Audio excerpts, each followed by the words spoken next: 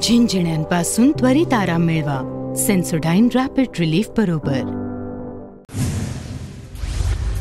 सीएसएमटीच्या बाहेर महायुतीकडून मोठी बॅनरबाजी।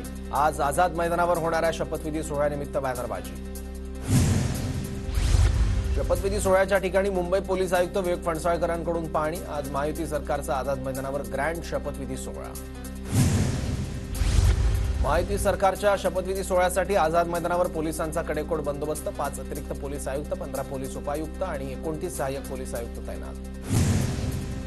नागपूर मुंबई विमानाचं तिकीट महागलं। शपथविधी सोहळ्यासाठी मुंबईला जाणाऱ्यांची संख्या वाढल्यानं तिकिटाचे दर 20,000पर्यंत पोहोचले। आजच्या शपथविधीसाठी पुण्यातील मुरुडकर झेंडेवाले यांच्याकडे खास तुकाराम महाराज केशर पगडी तयार। फडणवीस यांच्यासह अजित पवार, शिंदे गटातील नेत्यांसाठी खास पगडी बनवली। 7 आणि 8 डिसेंबरला नवनिर्वाचित आमदारांचा शपथविधी मुंबईच्या विधान भवनात पार पडणार। 9 डिसेंबरला विधानसभा अध्यक्ष निवड आणि विधिमंडळ कामकाज सल्लागार समिती बैठक। दादा गटाचे आमदार दत्तात्रय भरणेंचा पोलीस संरक्षण स्वीकारण्यास नकार। इंदापूरची जनताच माझं सुरक्षा कवच, दत्ता भरणेंची प्रतिक्रिया। इंदापूर मतदारसंघात आमदार दत्तात्रय भरणेंच्या समर्थनार्थ बॅनरबाजी। जिल्हा हलवलाय माझ्या मामानं अशा आशयाचे झळकले बॅनर। मतदारसंघात बॅनरची चर्चा। महापरिनिर्वाण दिनानिमित्त अभिवादनासाठी मुंबईत येणाऱ्या अनुयायांकरिता अनेक सुविधा उपलब्ध। पालिकेकडून विविध ठिकाणी नागरी सेवा सुविधांची उपलब्धता। उद्या डॉक्टर बाबासाहेब आंबेडकरांचा 68वा महापरिनिर्वाण दिन। मुंबईत येणाऱ्या अनुयायांसाठी बीएमसीकडून नागरी सेवा सुविधा उपलब्ध। परिसरात स्वच्छता, आरोग्यासह सुरक्षेची विशेष खबरदारी। नाशिक शहर आयुक्तालय हद्दीत मनाई आदेश लागू। आजपासून 19 तारखेपर्यंत मनाई आदेश। कायदा सुव्यवस्थेसाठी 15 दिवसांसाठी मनाई आदेश लागू।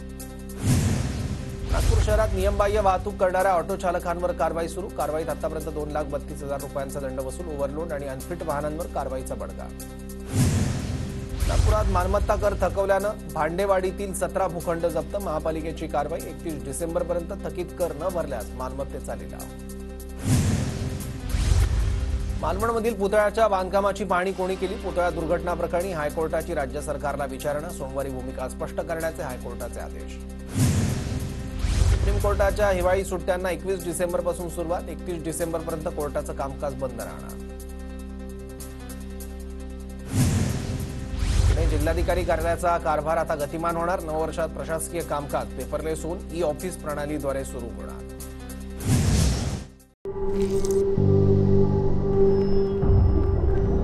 झिंझिण्यांपासून त्वरित आराम मिळवा सेन्सोडाइन रॅपिड रिलीफ बरोबर।